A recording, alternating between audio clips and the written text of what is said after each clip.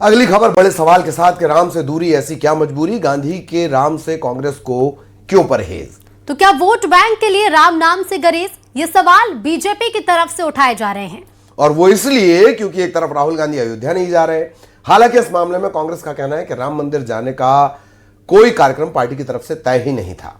तो वहीं दूसरी तरफ मनरेगा बचाओ कार्यक्रम में राहुल गांधी नई योजना जी राम जी का नाम ही भूल गए। इसीलिए बीजेपी अब राम नाम को लेकर राहुल और कांग्रेस पर निशाना साध रही है।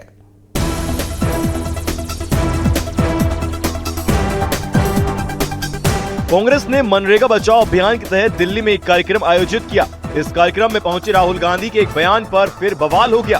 दरअसल कार्यक्रम में बोलते हुए राहुल गांधी ने कहा कि ये नया कानून क्या है, उन्हें पता ही नहीं क्या नाम है।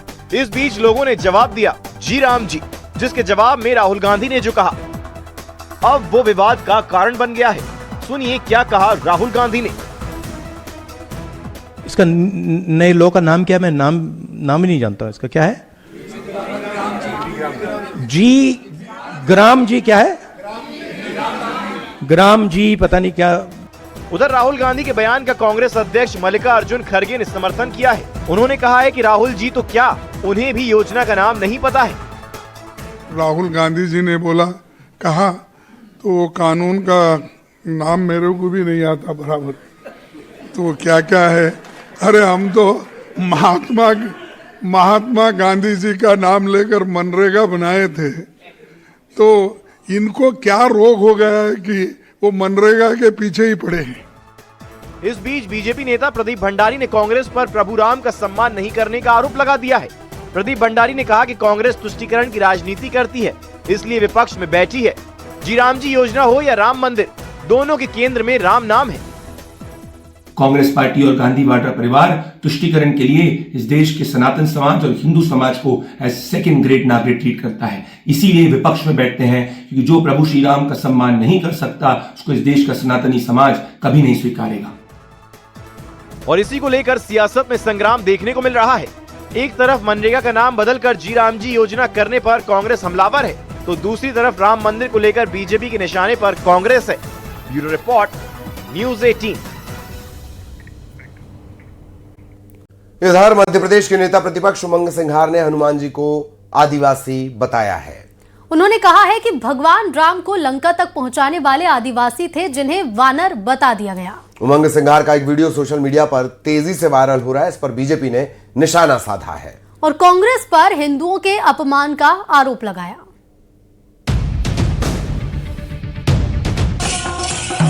मध्य प्रदेश में एक बार फिर आदिवासियों पर राजनीति तेज होती दिखाई दे रही है। कांग्रेस के तमाम नेता आदिवासियों को प्रदेश का सियासी मुद्दा बनाते हुए बीजेपी पर आदिवासियों के अपमान का आरोप लगा रहे हैं। सेंधवा में कार्यक्रम के दौरान नेता प्रतिपक्ष उमंग सिंघार ने बीजेपी और आरएसएस पर निशाना साधते हुए हनुमान जी को आदिवासी बताते हुए बीजेपी पर आदिवासियों के अपमान का आरोप लगाया। जब रामायण थी, राम की सेना की बात हुई, वानर बना दिया बंदरों, आदिवासियों को। और जंगल के अंदर एक सबरी मिली जो राम को बेर खिलाती, रामायण में कहा है। तो क्या एक ही आदिवासी थी पूरे जंगल में? नहीं, जितने लोग उस सेना में राम के साथ थे वो सब आदिवासी थे। राम को अगर जिताया है तो आदिवासियों के कारण जीते। हम हनुमान की पूजा करते, गांव गांव में हनुमान के मंदिर है जो हमारे वंशज है। मैं तो कहता हूं कि वो भी वानर थे, वो भी आदिवासी थे। इधर उमंग सिंघार के बयान को लेकर सियासत भी गर्मा गई है। बीजेपी ने कांग्रेस के आरोपों पर पलटवार करते हुए कहा कि अपने लोगों को खुश करने के लिए कांग्रेस नेता ऐसे बयान देते हैं, तो इधर कांग्रेस सिंघार के बयान का समर्थन कर रही है। आज इस तरह के विषय उठाना कि हनुमान जी या रामचंद्र जी कौन थे, क्या थे, इसके बारे में सभी ग्रंथों में लिखा हुआ है, सारी जानकारियां हैं। पर अपनी राजनीति के लिए और वेटिकन और बाकी सभी लोगों को खुश करने के लिए ये इस तरह के उलझुल बयान देके अपनी खबरों में बने रहना चाहते हैं। इनको इस विषय में बिल्कुल भी ज्ञान नहीं है कि धर्म ग्रंथ कभी पढ़े नहीं है। जो बयान है वो भारतीय परंपराओं, प्रंथों, उन सबसे ऊपर है। क्योंकि जो आदिवासी है वो देश का मूल निवासी है और इस देश का जो मूल निवासी है वो सब भारतीय है। भारतीय जनता पार्टी पंथों में, धर्मों में बांटने का प्रयास करती है और लगातार भारतीय जनता पार्टी इस तरह के सवालों को खड़ा करती है। एक तरफ उमंग सिंघार बीजेपी आरएसएस पर आदिवासियों के अपमान के आरोप लगा रहे हैं, तो कांग्रेस नेता और पूर्व मंत्री बीजेपी पर SIR के जरिए आदिवासी मतदाताओं के नाम कटवाने के आरोप बीजेपी पर लगा रहे हैं। ये पहली बार देखा कि बीजेपी सरकारी कार्यालय से नाम जा रहे हैं कि इनको आप हटा दो। जो लोग वहाँ हैं सूरज नगर में, ऐसे लोग जो 2003 में भी थे, उनके नाम काटे जा रहे हैं। जहाँ जोड़ने का नाम आ रहा है, इस तरह के लोगों के नाम जोड़ने में भी कोताही बरत रहा है।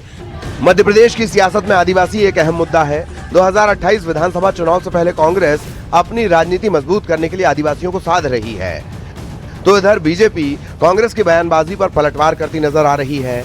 इसके बाद अब देखना होगा कि आदिवासियों पर जारी सियासत प्रदेश में आगे क्या नया मोड़ लेती है। Bureau report, news 18। सोनीपत में बाबा नागे धाम मुरथल पहुंचे यूपी के सीएम योगी आदित्यनाथ ने मूर्ति प्राण प्रतिष्ठा और आठमान भंडारे में शिरकत की। इस मौके पर सीएम योगी ने कहा कि सनातन की मजबूती से ही देश मजबूत होगा। उन्होंने कहा कि सनातन का हित ही देश हित है। देश के दुश्मनों को लेकर भी सीएम योगी ने कहा कि दुश्मनों को अब कब्र की जगह भी नहीं मिलती।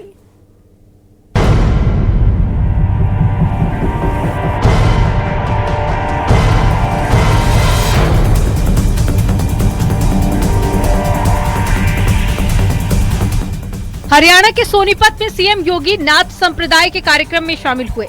इस दौरान उन्होंने कहा कि एक समय ऐसा आया था जब लगा था कि भारत को कभी गुलामी से नहीं निकाला जा सकेगा, लेकिन भारत फिर से उठ खड़ा हुआ। एक कालखंड ऐसा भी आया था जब लोगों ने मान लिया था कि गुलामी हमारी नियति बन चुकी है, अब हम इससे मुक्त नहीं हो पाएंगे। लेकिन भारत की चेतना, सुप्त चेतना ने अंगड़ाई ली, भारत फिर उठ खड़ा हुआ। साथ ही सीएम योगी ने सनातन धर्म को लेकर कहा कि सनातन की मजबूती से देश मजबूत होगा। सनातन का हित ही देश हित है। भारत का हित होगा तो सनातन धर्म का हित होगा, और सनातन धर्म का हित होगा तो भारत का हित होगा। दोनों अलग अलग करके नहीं देखे जा सकते। सनातन धर्म मजबूत होगा तो विश्व मानवता के कल्याण का मार्ग मजबूत होगा। सनातन धर्म की मजबूती के लिए भारत की मजबूती आवश्यक है। वहीं देश के दुश्मनों को लेकर सीएम योगी ने करारा जवाब दिया। उन्होंने कहा कि दुश्मनों को अब कब्र की भी जगह नहीं मिलती। मोदी जी के नेतृत्व में अगर किसी दुश्मन ने दुस्साहस किया तो उसमें मिट्टी में मिलाने की सामर्थ्य आज भारत के अंदर है, भारत के बहादुर जवानों के अंदर है। भारत की सेना, भारत के अर्धसैनिक बल के जवान, भारत के पुलिस के जवान उस दुश्मन को ऐसा मिट्टी में मिलाते हैं कि कहीं उसको कब्र लगाने के लिए जगह भी नहीं मिल पाती। सोनीपत के मूरथल स्थित बाबा नागे वाला धाम में सीएम योगी ने मूर्ति प्राण प्रतिष्ठा समारोह और आठमान भंडारे में प्रमुख अतिथि के तौर पर शिरकत की। ये कार्यक्रम नाथ संप्रदाय के लिए काफी अहम है, जिसमें देश भर से सैकड़ों संत और श्रद्धालु शामिल होते हैं। कार्यक्रम में सीएम योगी के साथ में हरियाणा के मुख्यमंत्री नायब सिंह सैनी भी मौजूद रहे। Bureau report, news 18।